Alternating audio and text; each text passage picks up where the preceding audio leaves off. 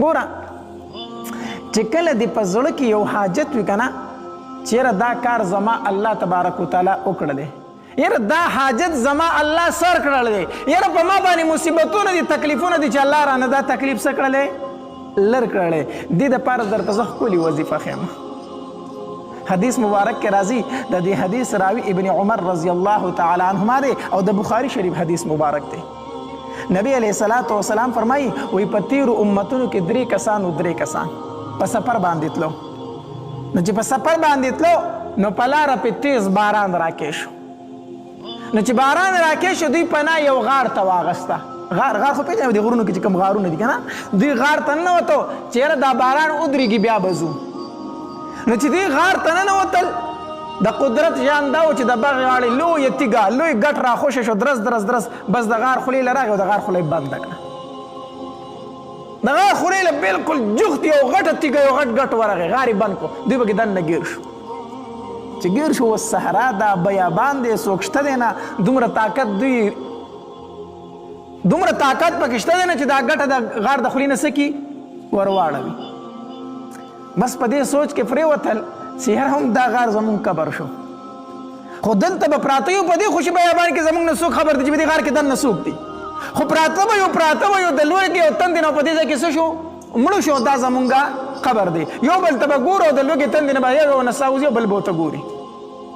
په دې سوچ کې دي په دې فکر کې دي د یو تن پکې فکر پیدا شو وی هلکه یو خبره درته کومه ستاسو نه به په ژوند کې یو عمل داسې شوي چې خالص د الله د رضا دپاره به تاسو کړی خپل ژوند کې سوچ وکئ یو داسې نیکي به چېرته تاسو کړي وي چې خالص د الله د رضا دپاره هغه الله ته وسیله کوو هغه خپل عمل الله ته څه کوو وسیله کوو خپل اعمال الله ته پیش کوو وی او داسې زمونږ نه خو به ضرور داسې یو نیک عمل شوي نو هغه یو تن وی الله زه شپنکی سړی یم غریب سړی یم مور مې ده او پلار مې ده او بچي مې دي الله تا ته پته ده چې زما ګزران په ګړو او بیزو باندې دی ما به ټوله ورځ ګړې بیزې سرولې او چې ماښام به کور ته لاړم نو خپلې بیزې به مې ولوشلې نو لومبې به زما مور او پلار هغوی به ما ته په انتظار و په هغوی به ما پی اوس کول چې کله به هغوی ماړه شو نو پس د هغې نه به ما خپلو بچو له بیا څه ورکول پی ورکول او ښځې بچو ته مې وي چې راشئ اوس تاسو وخورئ وی الله تا ته ته فی عالم او تا ته پته ده یو ځل ما ګډې بیزې په سارا کې سرولې نو بس په ورشو پسې روان وم په پاڼو پسې روان وم ډېر لرې لاړم څاروي مې ډېر لرې بوسته ګډې بیزې مې ډېر لرې بوستې الله چې واپس کېدم او کور ته راتلم نو شپه شوې وه ناوختې ته کور ته راورسېدم نو چې کور ته راورسېدم مور او پلار مې راته انتظار کړی و چې زمونږ بچی به اوس راشي مونږ له به پی راکړي خو زه رانلم الله هغوی وده شوي وو چې کور ته راشم مور او پلار مې څه شوي وو وده شوي وو وی الله ګډې بیزې مې ولوشلې او پی مې راوړل او د مور او پلار سر ته ودرېده ما وی اوس وده شوي دي نو که راویښوم هم مناسب نه ده ټوله ورځ ستړي شي اوس وله خوب ورغلی وده شوي دي الله دا مې مناسب نه ګڼله چې مور او پلار مې څه کمه راپاڅومه راویښې کم او دلته مې بچي راته وږي وو هغوی راته په دې خپو کې لغړېدل او ژړلې چې مونږ وږي یو مونږ له ډوډۍ راکړه مونږ له پی راکړه الله دا مې مناسب نه ګڼله چې مور او پلار مې ورستي کړم او بچي مې مخکې کړم دا راته مناسب نه ښکارېده زه د مور او پلار سر ته ولاړ وم هغوی وده و هغوی مې راویښول نه بچي مې د خپو نه تاوېدل چې مونږ له پی راکړه دا مې مناسب نه ګڼله چې په بچو باندې ړومبی پی اوس کوم د مور او پلار نه مخکې او مور او پلار مې راپاسول هم نه غوښتل الله زه ورته ولاړم دقه شانتې پی مې په لاس کې نیولې او ټوله شپه ولاړ یم چې دوی به اوس راویښ شي اوس به راویښ شي زه به ورته وایم چې پی وڅکئ الله هغوی راویښ نه شو تر دې چې سحر شو او هغې پی وڅکل هغې مې ماړه کړل پس د هغې نه مې خپلې ښځې او بچو له ورکړم وی الله که دا کار مې ستا د رضا دپاره کړی که نه الله د اسمان خو راته لږ وښیه که نه الله د دې غار د خولې نه دا ګټ لږ لر که الله کو دا عمل ما خالص ستا د رضا دپاره کړی د بخاري شریف حدیث مبارک دی وایي ګټ لږ وسړی دی ګټ لږ سیټ ته شو غار په خولې کې چود راغی اسمان ښکاره شو هغه بل وی بل ته ویل که ستا په ژوند کې خو هم یو نیک عمل تا به د الله د رضا دپاره کړی ته الله ته څه کا وسیله کا هغه دویم کس څه وی وی الله ته فی عالم یې دا خبر زما ستا ترمنځ راز دی الله بل څوک پې ما نه دي خبر کړي خو الله نن پې د خپل ملګري خبروم د دوی په مخ کې تا ته وسیله کومه.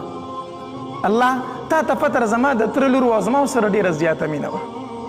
ډېره زیاته مینه وه، ډېر زیات محبت مې ورسره و. الله ته پې عالم یې. وی یوه ورځ مې د هغې نه مطالبه وکړه د خواهش پوره کېدو. هغې راته انکار وکړو. ها یو شرط یې راته ولګو چې تا سره دا بدکاري کوم خو په شرط د دې چې ته 100 اشرفۍ ماله راوړي، 100 اشرفۍ راوړي. وی الله زه غریب وم، مزدوري مې کوله چې 100 اشرفۍ مې پیدا کړي، 100 اشرفۍ. هغې ته ما وایي چې 100 اشرفۍ مې پیدا کړي دي. وی هغې راته وی چې بس ته اوس څه غواړې هغه وکړه، ماله 100 اشرفۍ راکړه. وی 100 روپۍ مې هغې له ورکړې، 100 اشرفۍ مې ورله ورکړې. خو چې کله زه د هغې په خوا کې کېناستم او د بدکارۍ نیت مې وکړو او چې بدکاري مې شروع کوله نو د هغې د خولې نه راته یو لفظ وخته. هغې راته وی چې اتق الله، د الله نه ویرېږه، د الله نه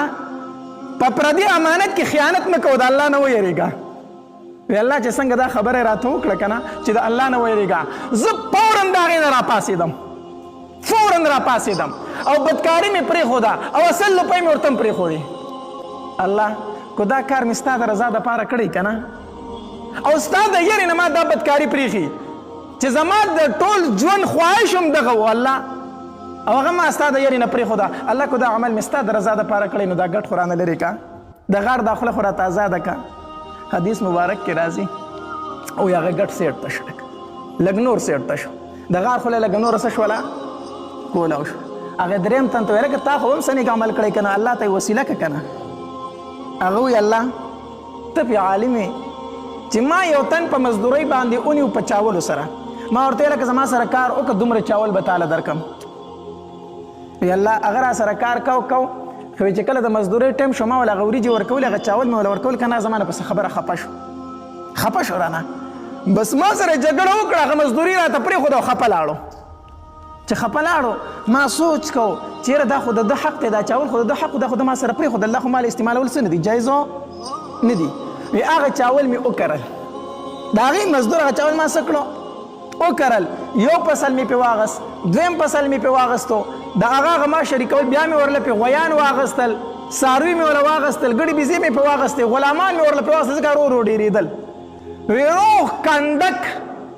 روغه رما ګړې بیزې او غویان مې تیار کړل او د هغې سره مې ورله نوکران هم نیولي. وی ډېره موده پس دغه نوکر ماله راغی، وی ما ته ویل چې د الله نه ویرېږه په ما ظلم مه کوه، زما هغه مزدوري راکړه. د الله نه ویرېږه په ما ظلم مه کوه، زما هغه مزدوري راکړه تا سره چې پاتې شوې وه. ما ورته وی چې دا کنډک او دا رمه یعنې دا څاروي چې دا روغ چې د مزدور دا ټول ستا دي دا بوزه. هغه راته وی چې د الله نه ویرېږه ما پورې خندنې مه کوه، ما پورې خندنې ظلم مه کوه. یو بل ترې زما دومره وخت مزدوري ساره کړه اوس راپورې خاندې هم ټوکې راپورې هم کوي، پشموزې راپورې هم کوي. ما ورته وی چې قسم په الله هم دا ستا مزدوري ده، دا ستا مزدوري ده. وی چې څنګه؟ وی ما ورته وی چې ستا کوم چاول ما سره پاتې شوي وو هغه ما وکرل، هغه ډېر شو، بیا مې پې دا څاروي واخیستل، هغې ترقي وکړه چې دې حالت ته رسېدلي دي، دا ټول ستا دي. هغه هر څه روان کړه سره د مزدورانو او بوی وستو. الله کو دا عمل مې ستا د رضا دپاره کړی نو دا ګټ رانه څه کا. حدیث مبارک کې راځي وایي ګډ واختېدو، د غار خوله کولاو پاتې شوه، د غار خوله څه شوله کولاو شوله. غرض مې دا کو چې که چېرته په زړه کې د یو حاجت وي، مشکل در باندې راغلی، مصیبت در باندې راغلی دی، په ژوند کې به درنه دومره یو نیک عمل چېرته شوي، په ژوند کې به درنه څه شوي یو نیک عمل. هر انسان یو نیک عمل شوي هغه ته معلوم وي چېرې دا نیک عمل ما کړی و او صرف خالص د الله د رضا دپاره مې کړی، نور مې پکې هېڅ لالچ نه و. هر انسان ته دومره یو نیک عمل معلوم وي، هغه عمل الله ته وسیله که او د الله نه پې خپل حاجت څه که وغواړه، الله به دې پې دغه حاجتونه پوره کړي. دا ډېره بهترینه وظیفه ده. دویمه خبره د دې نه دا معلومه شوه چې د اعمالو د قبولیت دارومدار په څه شي باندې دی؟ په نیت دی. عمل کې اخلاص ساته، عمل کې نیت خالص ساته، د الله د رضا دپاره عمل کوه. ګوره چې ستا په دې اعمالو باندې الله ستا ډوبې شوې کښتۍ پار کوي او که نه پار کوي. خو مصیبت دا دی چې زموږ اعمال خو یو په اخلاص سره نه وي، څه پکې نه وي؟ اعمالو کې خو یو اخلاص نه وي، او دویم څه شی دی؟ دویم په عمل کې دا چې د روزي